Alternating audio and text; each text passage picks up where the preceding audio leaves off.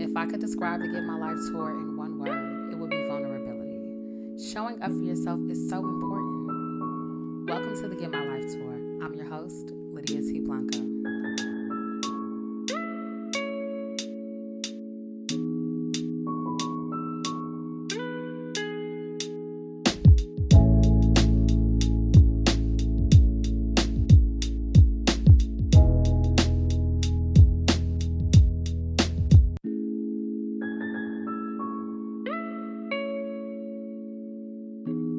Hey y'all, and welcome to the Get My Life tour. It is me, your host, Lydia T. Blanco, and as always, I'm hype. I'm excited.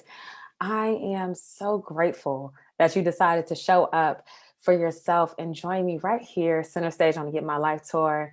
If this is your first time, welcome. My goodness, I'm so glad that you're here. And if this is your 30th time or your second time, or you know what I'm saying?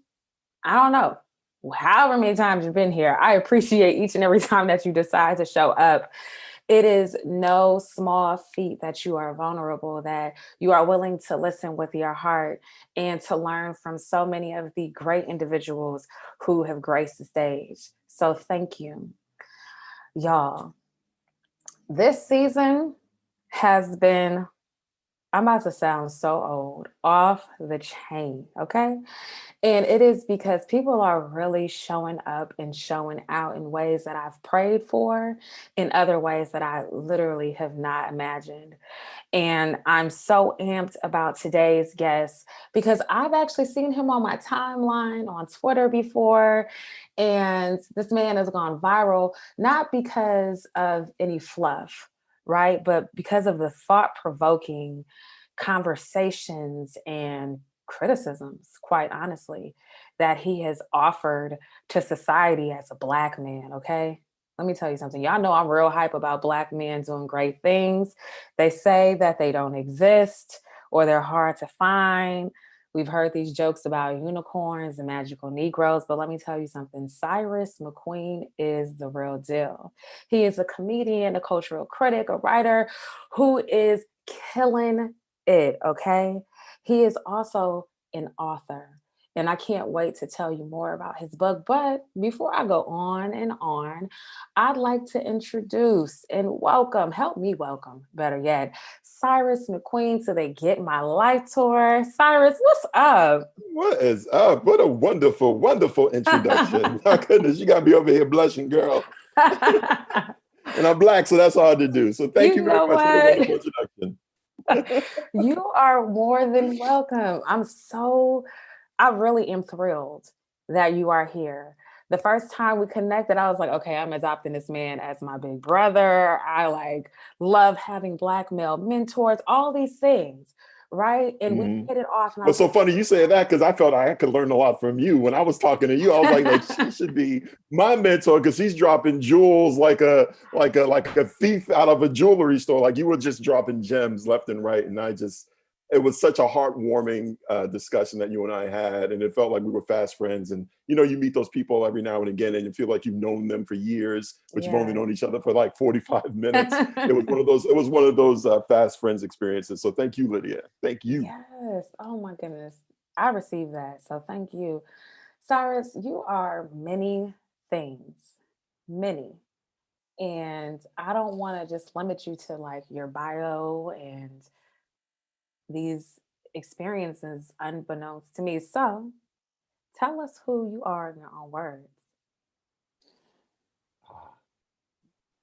Um, I would have to say that I'm merely a spiritual, sentient human being, a proud Black man, a child of God, my grandmother's grandson, my mother's son, out here doing his best, trying to honor them, honor my legacy, honor my place in this world, and slowly coming to the realization that my life is of consequence, and that our time here is certainly finite and precious, especially given everything that's going on in the world.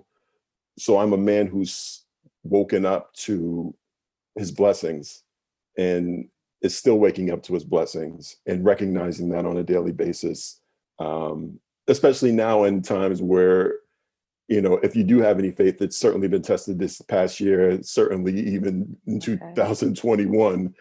given everything that's happened in just less than a month. But I'm just a spiritual man, a truth teller, doing my best to, hook up with the muses and share. I guess I want to expand my garden so that I can feed more people. In so many words, that's who I am. Just a child of God, baby. Just a child of God. Just like you. Yes, I know that's right. Okay. Mm, Look, they know. They yeah, know. I am a spiritual gangster out here in these streets. I actually just got a t-shirt that says that, and I'm really I love it. I love it. digging it. I'm taking notes right now as we talk because you are already coming out the gate swinging, sir. Please. Mm. We have to make it through this stop of the tour, okay? You said you are waking up to your blessings. I know somebody got that. Like I'm writing that down because I'm Mm. taking that with me. It speaks to me. Waking up to your blessings. What does that mean? It Yeah, sounds so good.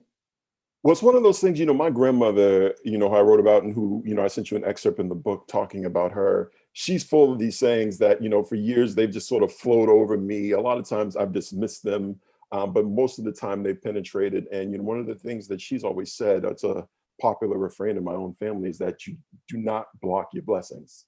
Mhm. And I find too many of us, we're in communities of crisis. We come from crisis. We were brought here in crisis. We nourish ourselves on crisis, whether we realize it or not.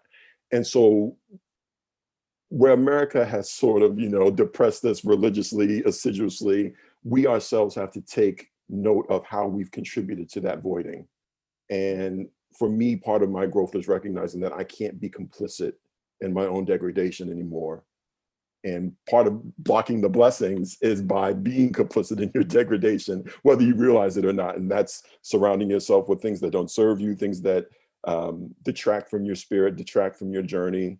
And, whether it be behaviors or even people that we choose to populate our worlds with, learning who serves you and who doesn't is tantamount to whether or not you block the blessings or not. Your grandmother, the way you wrote about your grandmother in tweeting truth to power, so honorable. Mm. Oh my goodness. I feel like she just was a noble being. Is she still Mhm. with you? Oh, yes, very Okay. much so. Okay. 86 and kicking in St. Yes. Louis. I it was just like goodness. I hope somebody writes about me this way. I have something that I highlighted. I won't go there just yet, Okay. but I'm almost lost for words. Number one, you are a phenomenal writer. My goodness. I'm like, come on, Thank you, Cyrus. sis. Really? Thank you, sis. Thank you, sis. I'm looking at your sentences and the structure and the diction and everything else. And I know that you're a cultural critic. I know that you're a writer, all these things, but I'm like, whoa, how long did it take for you to sit down and create this art that you call a book? Well, let's factor in the time that I took avoiding it, Okay. because I That's real. probably could have written it a lot faster. I thought about writing this book for about a year before I did it, and this ties into a larger discussion we could have about blocking your blessings. Mm, But the book itself, the actual writing process, took me a little over 2 years. I started in July of 2018, and I put down the last period in August of 2020. So just over 2 years wow. of intense focus, day in and day out, week in and week out, month in and month out, year in and year out. Um, but yeah, I did it. It was one of those things, I think I can't, I'm humble. I'm humble to the point that I can't declare that this is a great towering achievement just yet, but I know what I put into it. And I the book wrote itself. I just put it that way. I don't want to take too much credit for that. I feel when you avail yourself to the muses, we come from such a rich tradition and we're so close to that ether, that spiritual sort of source of inspiration, that if you really are silent and still enough and reverential enough, that Mm. the muses will speak to you. And I felt that I had them tapping me on my damn shoulder for a year. And if I'm being honest with myself, I think a lot of it was, for many, many years, I was ignoring what I should be doing. Mm. Because I've been told I was a great writer since I was a young kid, like when I was, in high school. Um, but again, you adopt behaviors, and sometimes, as Nelson Mandela says, your light can be more fearful than your darkness. And Mm. if I'm being real with myself, I delayed the reconciliation with myself a little too long. Sir, you speak in soliloquy. You are this poet and you don't even claim it. This is amazing. You are amazing. I want to know what the meantime looked like for you that year when the muses were tapping you on your shoulder. What did it look like? What did it feel like? What did you experience as you prolonged the process? Well, you know what it is, I became prolific at Twitter. And, Twitter at one point, there was a 140 character limit that you Hmm. had to work with. Then it expanded to 280 characters. But, I initially got into it because I was a stand-up comedian. I am a stand-up comedian. And, what was unfolding out of DC was so unnatural, just so, even given America's torturous history, what we were seeing, what we were living through was so serious. As I wrote in my book, I just realized that a lot of shit just isn't funny, Mm. especially at this time. And if I, want to take a more holistic approach, it's like I'm alive for a reason. Right. Our lives are of consequence. We're here for a reason. And if we're here during a time when, heaven and earth are being upended, a time of coronavirus, a time when, you know, even before men can march into the Capitol and try to reclaim something that was never taken from them, this sort of dual reality that we're living through, if I am being honest with myself, then I am here for a reason. And like Toni Morrison said, my duty as a Black writer is to document, it is to bear witness. And I'm sitting in a basement, of a comedy club telling jokes at midnight, and it just felt like, am I honoring my best self? Am I Mm. really doing what I was supposed to be doing, or what I am supposed to be doing right now? And so that was me, you know, I just was unfulfilled, and things got too damn serious for Mm. me to keep spitting silly jokes in a microphone or putting up silly videos, and the fact that it spoke to me, Mhm. maybe that's of consequence. Maybe that is a reason. Maybe I heard those voices for a reason. And like I say, I was the conduit to bring it into the world. I'm happy that I sat my ass down. I put down the microphone. I put down the damn phone, and I Mm. picked up a pen, and I started bearing witness. Yeah. You know, a few things come to me, and that's moral compass, agency, Mhm. and maturity, right? Not to say that your moral compass was imbalanced, that you were immature, and that you had no sense of agency, but as artists, as creators, as just Black people in this country, we are often called higher than our counterparts. And I believe it's partly because we are the original people. And, with us being spiritual beings, like you said, a lot of stuff is just not funny, right? Mhm. It's so interesting how we often have to take ourselves more seriously. And while some people think it has nothing to do with us, it has everything to do with like us Mhm. and how we are made of, right? Like our Mhm. foundation. We come from rich stuff, really, Yeah. really rich soil. And like I said, we've been dealt such a destructive hand, such an Mm. awful hand. And that was only getting worse. That really was. We were living in a heightened crisis. And, I can't begrudge other people of color, my fellow performers, my fellow strivers, because we all are battling the current in America. But my life felt of consequence for the first time. And I knew what we were seeing wasn't normal. A lot of our existence hasn't been normal, but Mm. it was so magnified, uh, Lydia, just living what we just lived through with this fool. Um, Mm. just pouring salt in the wounds that never healed. You're ripping out the stitches and pouring salt in them. Yeah. You know what I mean? And so I couldn't look myself in the mirror. I could not consider myself a man if I kept making stupid ass jokes Yeah. at the expense of, I could no longer sacrifice levity for clarity. That's the point. I can no longer sacrifice levity for clarity. I'm glad you said it twice because I was going to ask you to say it again, but you read my mind. I want to really go there with you, Cyrus, because there are a lot of high paid, well-meaning artists in your world, in our world. And I don't know if they're tone deaf, if they are whitewashed, if they are Color struck. color struck, Yeah. so oblivious. They have no sense of agency. And I really wonder if it's because they think they've arrived, that they don't have to pay attention Right. to everything that's going on around them. I'm not going to call any names or anything, but a few people come to mind. And you know who also comes to mind is Nina Simone, right? Oh, And her yes. artistry and the Oh, way she yes. lived her life, and so many of her contemporaries and those who came before them, who are very serious about being vocal about the time that they were living in and making, their money or their millions, depending on how we want to convert currency and all that other stuff historically, right, as it relates to economics. But do you think that your agency, I'll say it, you don't have to, you can correct me, right? But do you think your agency is stronger because you aren't, and I'm using air quotes for those who can't see us, right? Aren't one of the highest paid comedians because you aren't Hollywood per se, even though you've graced the stage at NBC and done so many great things? Do you think if you were at that level, you'd have the same sense of agency? Yeah, absolutely. I love that.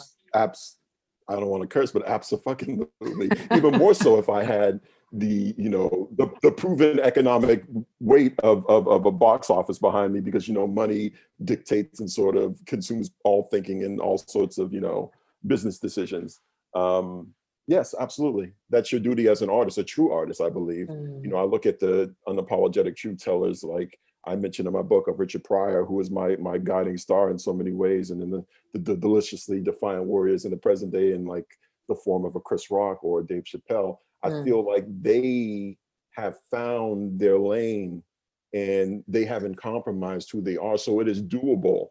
But for me, the fact that I don't have a lot of these things, maybe that happened for a reason in terms of me having the agency and also the time more than anything to really sit down and write this book. I didn't have a lot of things pulling at me. Also, the fact that we were living through this pandemic, that was another starter for me. I'm like, well, if you don't do it now, fool, Right. with all this time you now have on your hand, then you really are faking the funk and misrepresenting yourself. So I think that a lot of us, we court white acceptance. We are almost programmed that way. We also, I know, programmed to self-destruct, as I alluded to earlier. We're programmed to fight each other out. I talk about my experiences growing up in the inner city and being bused to white suburbs, and those who essentially embodied the disguise. It's like I put on the mask for a few hours a day while I had to deal and do what I had to do. But then there were others who lived in that community and they chose to almost embody the disguise. And so I talk about the battle royal, like the one-on-one basketball game that I had with one of my contemporaries who lived metaphorically and literally in the white suburbs. It's a byproduct of coming here and the social engineering, which has only benefited a certain few and certainly not our ranks. And so I, as I'm getting older, I try not to fault those who are looking for that gratification, that validation from a white America's embrace. But I myself, having never received it, That's deep. perhaps I haven't fostered this delusion that others have. I've been battling the current, even now writing this book. Every little thing I get, I've put muscle into it. I have yet to experience that invigorating breath of American prosperity, as others have. But I mean, that comes back to the point I really wanted to make, Lydia, and is that we are living in a heightened moment, and coming up in a community where I know so many people who didn't make it to 20. Mortality, my own, has been paramount, and certainly it's the Jekyll sitting on my shoulders. So I don't operate under any delusions that I will get another book. that I'll have time to write another book, that this, expatiation that I've laid out there will lead to more. But we're living in a time of heightened mortality. Coronavirus is just like, it's taking the draft number of your neighbor, your bartender, your barber. It's like, if anything, this time that we are navigating through this perilous American moment, and I guess you could say a global moment, it's proven that we cannot take anything for granted. So that being said, I knew that I had to do something, because I don't know if none of us knows if we're gonna get another tomorrow or next week or next month to pick up the thing we've been delaying thus far. Mm. Yeah. It's so important to use your time wisely so you don't die with your gifts. Mm-hmm. Word up. I would be so disappointed. I don't know how I'd experience it, but I would be so disappointed if I died with my gifts. You Mhm. just challenged me to continue to be on top of my game and to Sister, use you my you time are wisely. doing it. So don't you worry. You are doing it. I stand by. I bear witness to your greatness and the fact that you put it all together and you created this platform, for the people who are listening and the people who have yet to even listen. You know what I mean? Like, I write this book, I say, I may just be writing for eyes that have yet to open. Mm, I reckon I don't care about sales. Like, I didn't even get a book deal. I just started writing. mm, I didn't let anybody tell me no, because I knew a no was going to come. And I've mm, lived long enough in this American experiment to know that they will, like, there's two N words that we suffer from as a people, and that's nigga and no. No mm, is the modern equivalent. They can't wait to tell you no. mm, mm, So I picked up the damn pen. It's like anybody, if the truth hits you as an artist, you have to be so grateful. When it hits you, you pick up the paintbrush, you pick up the chisel, you get you a rock, or you pick up the pen. You just have to produce at that point. And so that was my motivation, and that's what got me here. mm, mm, mm, mm. Cyrus, yo, okay, look, I have so much I want from you. Okay, so I'm gonna go back to this book because you really did that. I'm so glad you weren't waiting around for anyone. I feel like sometimes we wait and we just delay everything that the world is waiting for, right? Mhm. Uh, the way you talk about history, the way that you wrote about your grandmother and her story, I am just wowed, right? You are a cultural critic and your criticism is needed, okay? You spoke so eloquently about the times that we're living in. And it's so interesting how in your book you wrote about history, but we know history repeats itself. And this, what I've Mhm. extracted, just is really telling of that. You wrote, when discussing history, often portray the past using Sophia tones. I hope I said that correctly. Like certain Mhm. photographs, this rose-colored hue can distort, glossing over those more problematic and unsparing aspects, producing, oh my gosh, a bygone era to one-dimensional, self-serving appraisal and effort to sell an inauthentic yet more palatable picture. Look, I can go on and on, but what we've seen has been that over the last 4 years, and I want to claim our forever, right? Our existence here in this country. What what made you begin to question politics and history and life as we know it?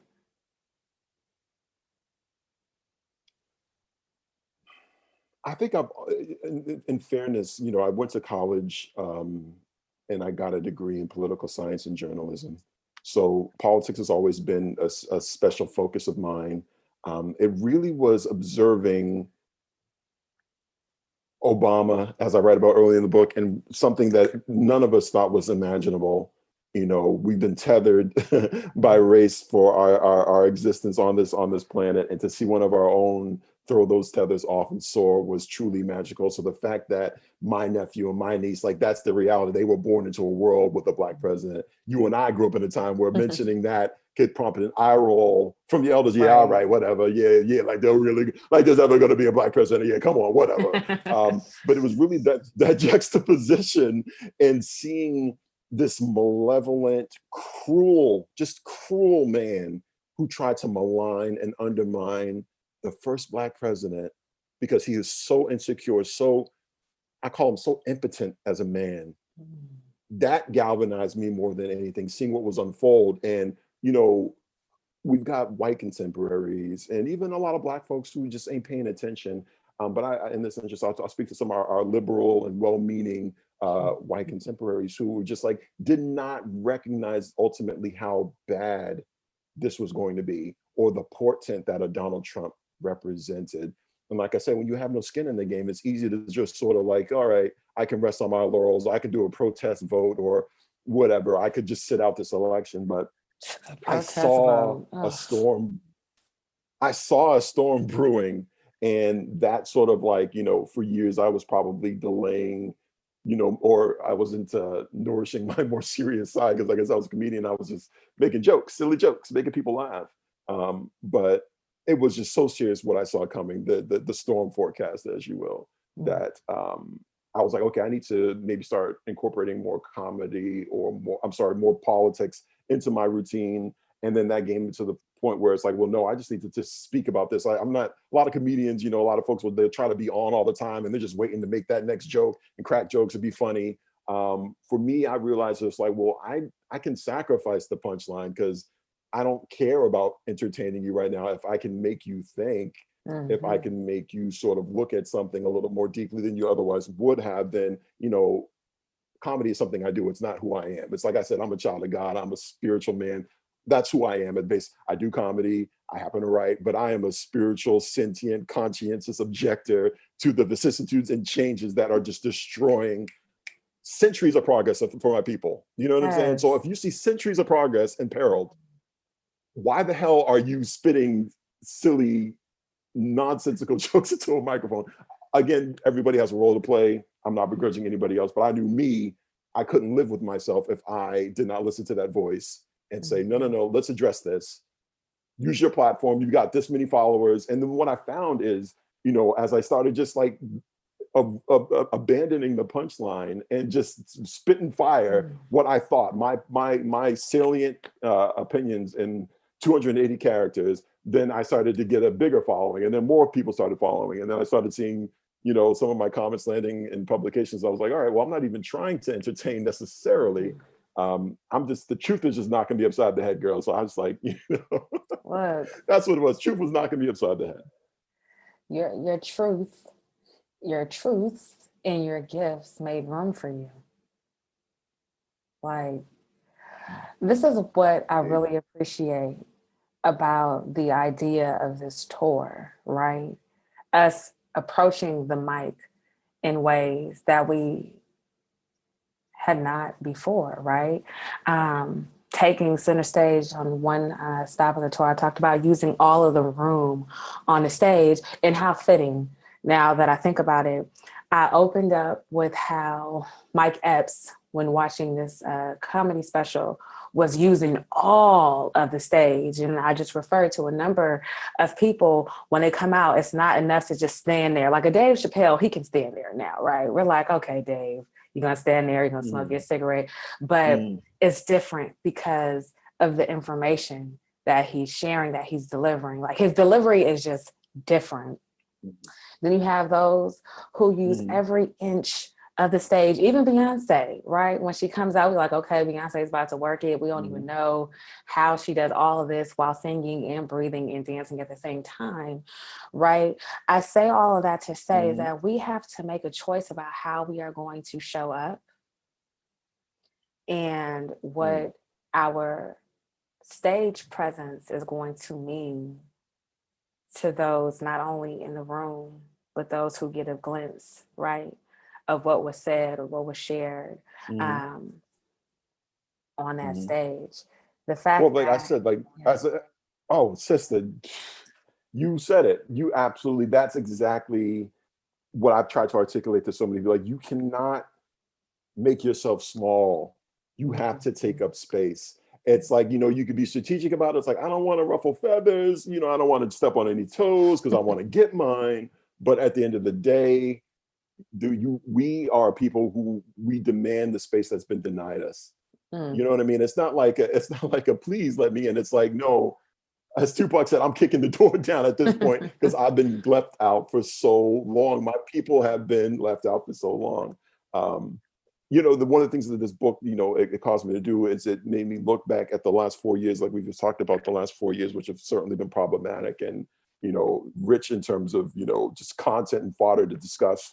But then it caused me, because I turned 40 while I was writing this book. So, I look back at the last 40 years, but then it was also forced me to look back at the last 40 of my life and all my experiences. I grew up in the inner city of Boston, and like I said, I was born and raised pretty much in Roxbury, which is right in the inner city of Boston. But then Mhm. I was bused to schools in the suburbs, so I experienced with Du Bois's dissertation on double consciousness early on. Mhm. I was surfing this dual reality. I was shuttled between two extremes, like the excesses of white wealth and trickle down economics and Reaganomics in the 80s to the exacerbating, cratering epidemic of crack cocaine in Roxbury. So Mhm. I have this, my mother, I was talking to her the other day, and she's like, those experiences, like she's known friends and children of friends who have become schizophrenic because they were shuttled between these two extremes. Um, so we are already living through this trying existence. And so I look back at the last 40 years, and then of course, it was 2019, and that was the 400th anniversary of us setting foot in Jamestown. So I look back at the last 4 years. Consequently, I then look back at the last 40, and then of course made me look back at the last 400 Mhm. of Black existence, and it all comes together. There's a through line. We are part of a continuum, Sister Lydia. We are part of a rich continuum, and we just have to keep telling our story. Mhm. Y'all, what am I supposed to do? What am I supposed to do? What is the world going to do with Cyrus McQueen? Like, what are we doing with it? What are we doing with Mr. McQueen? Oh my gosh, you are such a brilliant mind. You are a God sent. Thank you, Ah, sis. you are welcome. I You're pretty really special your damn self. look, I appreciate it, but I'm so grateful for what you are sharing. Mhm. I always am eager to hear from more Black men. Like, that's just the truth. I'm always eager. I'm like, okay, let me make sure I'm following this person. Let me listen to this podcast. Let me read what someone has written. Let me see who is being featured. Black men have so much to offer. And in this season of the Get My Life tour, it has been really important for me to make room for Black men. And I'm very honest about that. The first two seasons, everybody's like, oh, we're listening. We're here. When you gonna let me come on? I'm like, okay, just 1 second, 1 second. I want to set the stage, right? It's so interesting how, women, you know, really lay out the table for our men, our brothers, right? Our loved ones. And that's what I wanted to do, right? I wanted to create a space for you to come in and just okay, have your way. All right. Right. And the way you have shown up speaks for itself. Thank you, sis. Oh my goodness. Okay, now Thank you, you know sis. what? Because you are welcome. We're not done just yet. Look. Hey, you and I can keep rapping as long as my computer stays charged. We can do this. Okay, that was just my little PSA. But I want to talk about what happens when Black men stop asking for permission. Mm, mm. Short answer, Cyrus McQueen. You get the answers. You get the yes. When you stop asking for permission, when you say yes to yourself, that's really the only person the only permission you need. Not to sound too trite, but yeah, once you stop asking for permission, you get a yes. Talk to your Um, brothers. Talk to your brothers. um, a lot of us we court the validation. I call it the frugal gaze of the other. But I learned that in a country like ours, in an existence like ours, in a continuum like we have, um, tethering your aspirations to your countrymen's improvement is imprudent. That was one of the, that's not my Jack the Right moment, but that was right towards the end of my book, because I was like, I'm telling you, like 2 years of intense focus. I'm talking like I'm getting out of bed, to type things into my phone. I'm like, it's like, a lot of times it was drudgery. Writing is drudgery, but it's also, it can feel like you're rowing, and other times it feels like you're sailing. But that came to me in the middle of the night, and it was something that I had to put towards the end of the book. The denouement to my tales of disrespect and disregard. Tethering your aspirations to your countrymen's improvement is imprudent. So maybe I'll look back at an 18th century philosopher like Voltaire. I had to go back to Voltaire. And what was the edification of Candide was to tend your own garden. So we as a people, so this is certainly, it's a burden to some, and certainly a need that we have. We have to help cultivate and nourish each other. So if we have opportunities and there are those who are fertile, we have to help them grow. And as a people, we can't keep looking or expecting the white world. Because like I said, I'm 40 years old. I never got it. I sure as hell ain't never gotten that validation, that invigorating breath of American prosperity. So I'm like, well, damn it, I'm just start cultivating my own garden. And if anything, I know I'll at least be able to feed myself. But the end all be all is I'll be able to feed a lot more people. As I also write about, we come from a slavery sharecropping tradition. So, my people were tending land and tending soil in Tennessee, and not to give too much away, but I discovered like I have a very ignoble family ancestor. I don't want to give it away because it's a bit of a surprise in the book towards the end, in my own little Alex Haley, bootleg computer Alex Haley family research. I discovered something really, really fucked up. But the long and the short of it is we have to tend our own garden. We were born in a world that wasn't designed to validate us. Reconciling that it's part of our life's work as people of color. We have everything we need, though. As I discussed, my grandmother in the book, a woman who had to observe Nazi POWs getting to enjoy first-class benefits, and she couldn't go into the movie theater, but Nazi POWs during World War II. Like I said, those little bookmarks in history that, you talk to some of your elders, they'll let you know, they'll hip you to what was really going on. And she can be kicking at 86 and you would never know it because she's just so dynamic, just so peerless that a country's disrespect did not dissuade her. I know we living through some tough times now, but damn it, we ain't living through segregation. It's like, Lydia, you and I, we've had our battles, but we ain't listening like we got to step off the sidewalk when a white person's walking toward us. Like that just inhumane shit. We're not living through that. So I take cues from people who had to battle more, have more resistance. We talk about the resistance, but there's no resistance like that. Having to get up every day in a world that was designed to invalidate you. We still are very much in a world that is designed to invalidate us, but we can breathe a little bit more. It's a little bit more of a salubrious climate than it used to be. So we really don't have any excuses, especially if they made it, we can make it.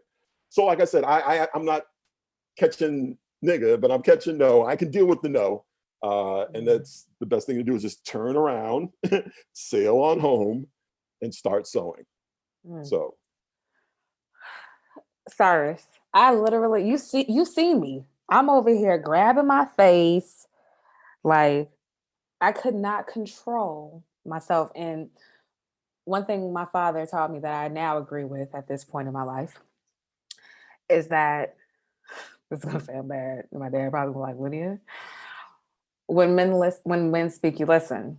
Right now, sometimes people, you can beg to differ. Some people speak, you're like, okay, what's going on, right?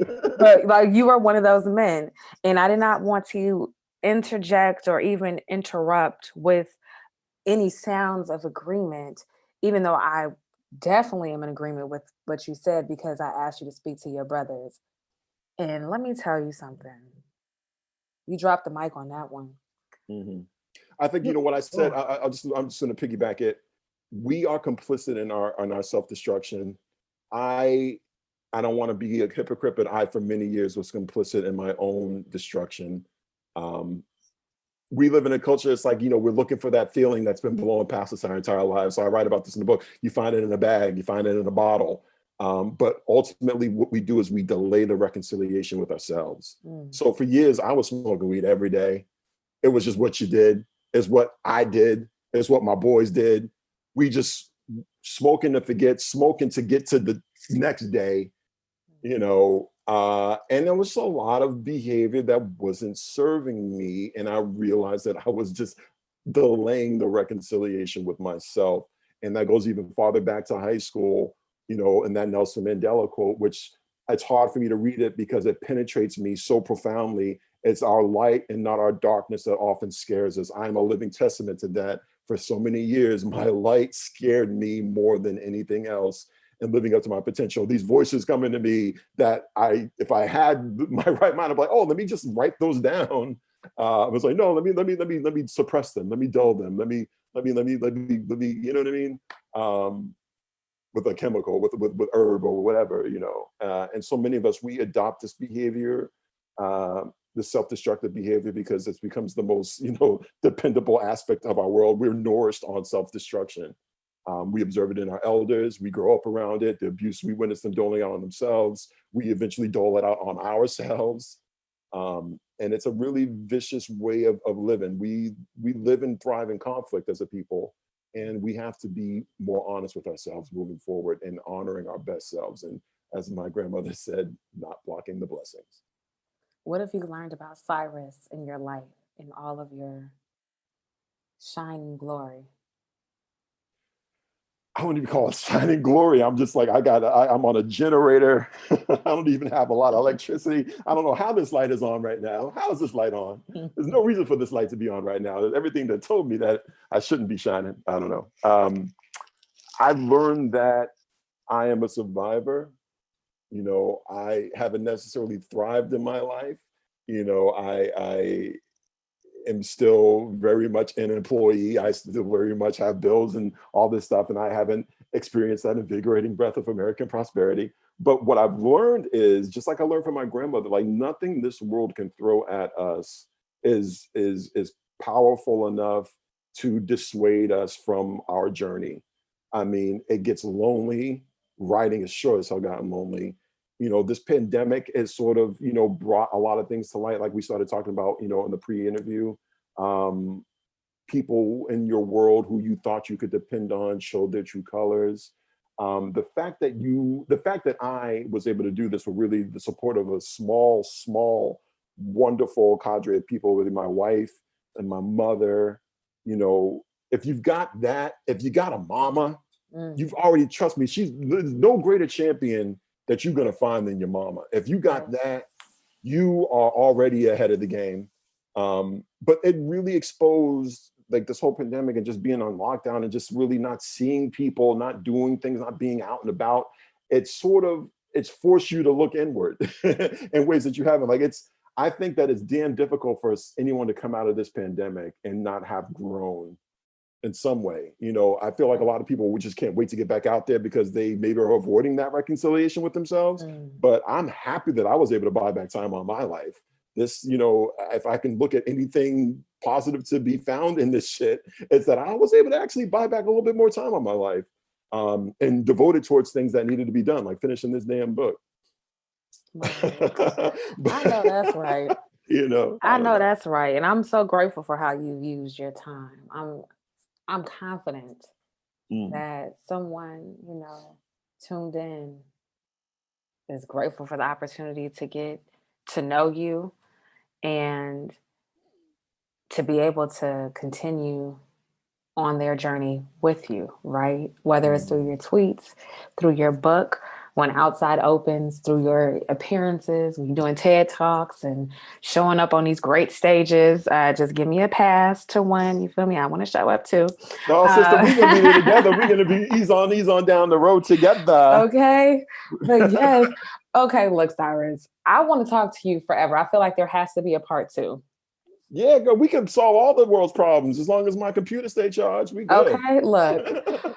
But we've gotten to the point on this, you know what I'm saying, stop of the tour where there's time for you to drop the mic. Now, you've used the mic pretty well, but you kept picking it up and dropping it and kicking it and all these other things. And I'm so glad it still works. But when you are ready, the stage is yours. Feel free to drop the mic. A lot of our life is devoted, consumed by an unresolved past. It could be our relationships with family, significant others, romance. A lot of our lives are consumed by an unreconciled past. And, you know, for years I got to a point like, I wish I didn't do that. I wish I hadn't done that. I wish I did this. I wish I had done that. But we realized that everything that we've experienced put us in the position we are now. Who we are is an amalgam of these collective experiences, the good, the bad, the barely endured. And, I write about a lot of personal stuff in the book, things that my mother didn't know about. And she started reading it and she called me one night and we had a really, really long, in-depth conversation. Me and mom have great conversations usually, but this was like the most honest, transparent, wonderful, heartfelt conversation I'd ever had with my mother. And she said that she wished she could have protected me more.